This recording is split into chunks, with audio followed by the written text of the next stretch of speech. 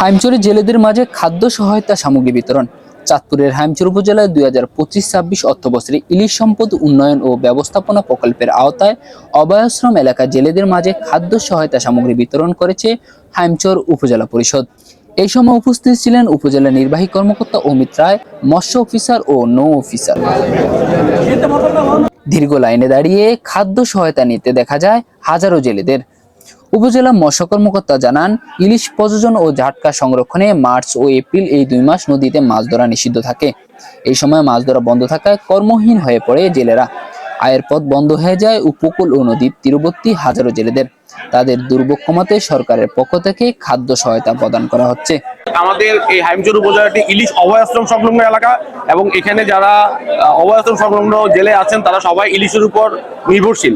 March April 2 মাস যখন ইলিশ এবং জাটকা অন্যান্য সকল ধরনের মাছ ধরা অভয়াশ্রমে বন্ধ থাকে তখন জেলেরা কর্মহীন হয়ে পড়ে। তাদের জন্যই আসলে এই খাদ্য সামগ্রী সরকারের পক্ষ থেকে এসেছে। ইলিশ সম্পদ উন্নয়ন ব্যবস্থাপনা প্রকল্পের মাধ্যমে এই সামগ্রীগুলো এসেছে। তিনি আরো জানান, ভবিষ্যতে এই ধরনের সহায়তা কার্যক্রম আরো বাড়ানো হবে। এটি শুরু হয়েছে 2025-26 অর্থ বছরের জন্য। ভবিষ্যতে এই ধরনের প্রকল্প সহায়তা আরো আসবে। জেলেরা বলেন, এই ধরনের খাদ্য সহায়তা পেয়ে তারা উপকৃত হয়েছেন। ভবিষ্যতে এই প্রকল্প চালু রাখার আহ্বান জানান তারা। এই সরকারের আমরা এই নতুন করে জেলেরা চাল, ডাল, নুন, তেল, চিনি সবকিছু পাইছি।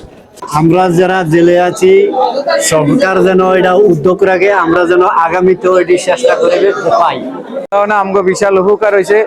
এখন সামনে দিয়ে যেমন সরকার এটা চলমান রাখে, মনে করেন এত বছর কোনো পুনর্বাসন হয় নাই, এখন এইবার পাওয়া গেছে।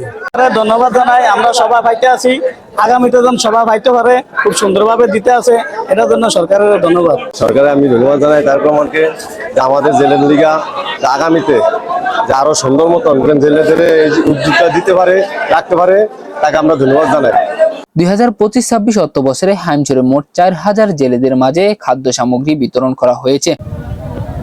উপজেলায় নিবন্ধিত মোট জেলে সংখ্যা প্রায় 12,300 জন জেলে রয়েছে বলে জানান উপজেলা মৎস্য কর্মকর্তা।